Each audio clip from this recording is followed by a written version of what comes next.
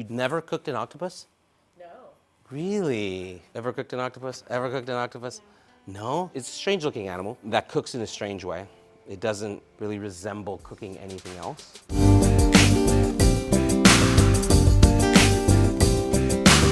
So Holbox, I think, at this moment, is one of those great homegrown Los Angeles restaurants. Gilberto is not a professionally trained chef. He didn't go to the CIA. He didn't go to cooking school.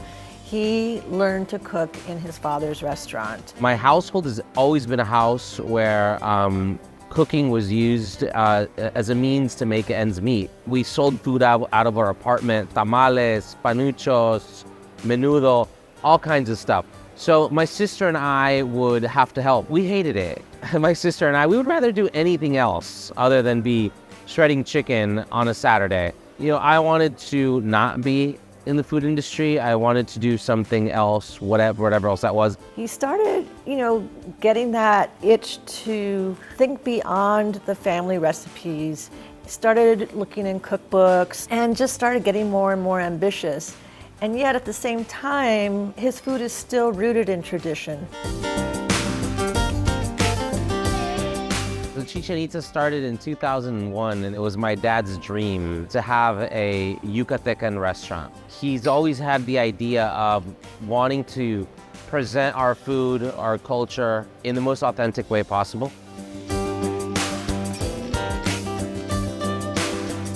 The family was all in. My dad, my mom, and myself, we quit our jobs and just focused on this. And we put all of our eggs in this basket and rented a small apartment 2 blocks away from here and lived together for the next 3 years until we could afford to not live together. And I was the catering manager, front of the house, server. I was all that, everything except kitchen. No kitchen work for me, thank you. I've shredded enough chicken in my youth. I was done with that. And then we took on the second location project at MacArthur Park. And that's where I started to cook, because we hired a chef, good chef from Yucatan, but he did things a little different than how my dad did them.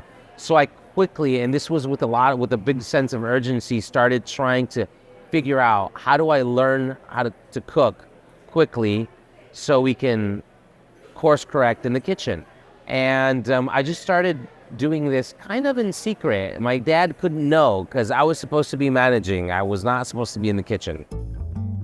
So here we have a piece of yellowtail, some Baja wild-caught yellowtail. This has been in the ager in the fridge for 5 or 6 days, and we're gonna make a yellowtail ceviche on a tostada raspada. Ceviches here at Holbox are super straightforward.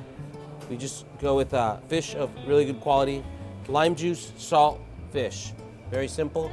Just gonna add some onion, a little bit of tomato. We're gonna gently toss that. We don't wanna break up the fish too much. So the avocado puree, then we go the yellowtail. We're gonna add a little bit of our salsa macha, which is a peanut chili oil, and a little cilantro garnish. And that's it.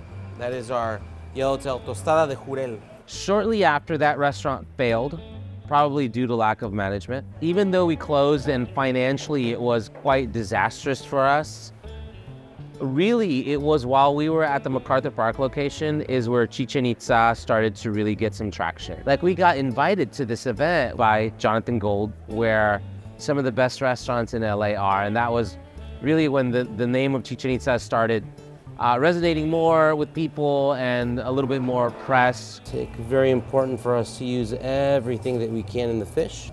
So here we're gonna go in for the second side. Once we get to the spine, we're gonna cut through to the other side. A little bit of meat left on it, which we're gonna scrape off. One side, two side, one head, 2 collars, some meat from the head. It's very much a fresh fish product.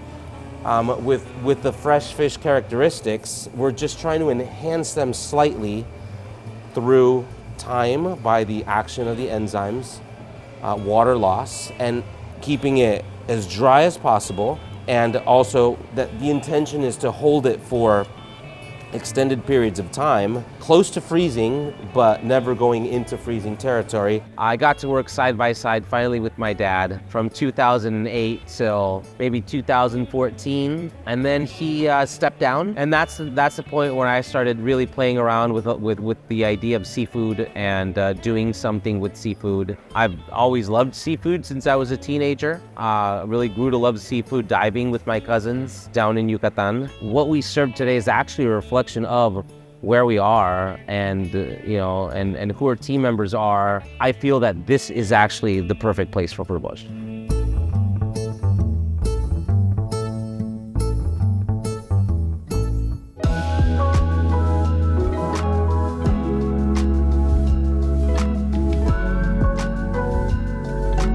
The octopus that we like to use, what we prefer to use, is this beautiful guy here. So this is octopus from Mexico. It's called pulpo maya, and it's a specific species of octopus that only lives on the coast. So this is the traditional prized octopus of Yucatan. I think the most important thing when cooking octopus is you have to be checking it all the time. Every octopus is different. We got our water at a rolling boil. We're gonna add some salt. Now, you want it to be about as salty as the ocean. Growing up in Yucatan, every time there's a stock pot with water, bay leaf is gonna go into it. Every recipe has bay leaf. Oregano, black peppercorns. So we're gonna do a quarter of an onion. We're gonna put it on a hook. Now, putting it on a hook right there just enables us, just an easier method for us to do this. Now, what we wanna do is, again, with the water at a rolling boil, we wanna dip the octopus in. And we're gonna count to 10. And then we wanna take it out. And we can see how the tentacles are starting to curl up. They're like gently curling. And this is what we're looking for. We wanna give the water an opportunity to come back up to temperature. And we wanna give the octopus the opportunity to rest. We want the heat to slowly go in. We don't wanna leave it at a rolling boil. This is a technique that my grandmother used, and she taught my dad, and then my dad taught me. Grandmothers always know best. So we dipped it for 10 seconds. The water's back at a rolling boil. It's been out for about 20 or 30 seconds. And we're gonna repeat this process twice. So I remember when we were planning the menu to open the restaurant, there was a lot of phone conversations between my dad, who was here, and my grandmother, who was in Yucatan. He wanted recipes, and like any good grandmother cook, there were no recipes. It's all about intuition and un poquito de esto, un poquito de lo otro.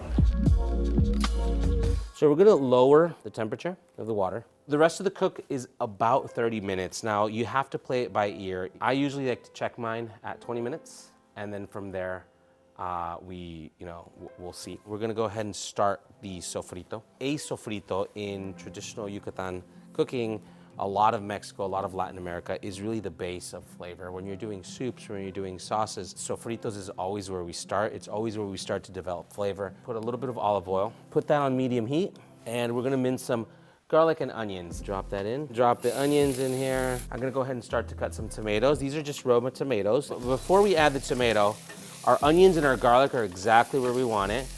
There's little brown bits here and there. We're starting to get a fond on the bottom of the saucepan, and that is all flavored. So we're gonna add the white wine. That's gonna lift up all of that flavor that's sticking to the bottom of the pan, and we're gonna raise the heat all the way up because we wanna reduce that white wine until it's almost completely gone, and then we're gonna add the tomatoes, cook that down until they're completely reduced. White wine's going in. Pan is nice and hot. At this point, we're gonna add the octopus stock. This octopus stock is obtained from cooking the octopus and is quite salty. That's our second layer of seasoning. And then the third one is gonna be the calamari ink, and calamari ink is quite salty. Okay, so all of our liquids are in, all of our vegetables are in. We're gonna cook this down until it's nice and thick and won't be too runny, and it'll stay on the tortilla. Now, the traditional Yucatecan pulpo en su tinta is you would cut up the entire octopus, tentacles, skirt, heads, everything, and then that goes into the saucy sofrito, and then that's served over rice. But we want to incorporate a little more texture, and we really want to show off the beautiful product a little bit more. We're gonna cut up the heads, slice down the middle, and then we're gonna cut that into slices. We're gonna go ahead and get this minced octopus into the sofrito, and we're gonna let that cook down. We're gonna add the last ingredient, which is the calamari ink, and we're gonna add to this recipe about a teaspoon. Now, calamari ink is potent, it's very strong, it's salty, and is very, very powerful at coloring whatever you put it in.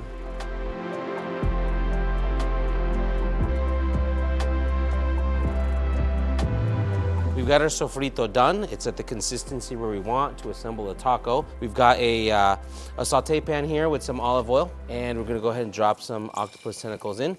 Now, we wanna go pretty high heat because we don't want the tentacles to be in the pan too long and overcook, but we do want high enough heat to create some caramelization, some color on the outside, especially on that the gelatinous bit of skin that's still attached to there. So while those are cooking, we're just gonna go ahead and make some tortillas. Now, this is a blue corn masa, freshly milled at the restaurant by one of our employees. Has a side project where she makes this beautiful masa for us every day.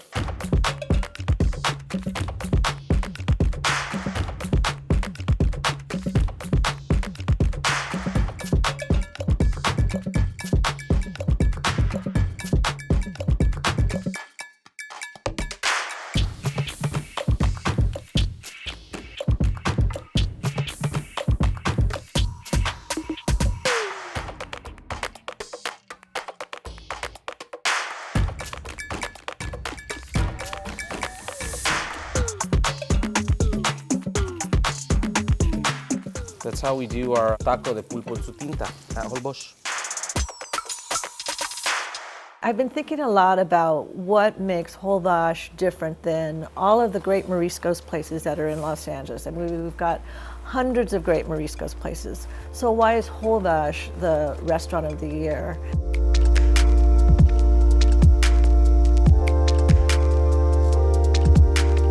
We watched Gilberto make this wonderful octopus taco, which sounds very simple, and in many ways it is. But I was thinking about what is it that makes that octopus taco different? And there's just something about getting those really familiar flavors of a traditional dish, but in this really beautiful taco where the crispness of the octopus really comes through. The tortilla itself is special, and it just comes together in this way that is a fantastic homegrown Los Angeles dish. It's a great, wonderful, noisy place, casual setting there, but you can also have the more formal tasting menu experience. But it brings a lot of Los Angeles together, all kinds of people. I love being in this community. I also like the fact that we bring people out of their comfort zone to have a good marisco meal, you know? This is who we are.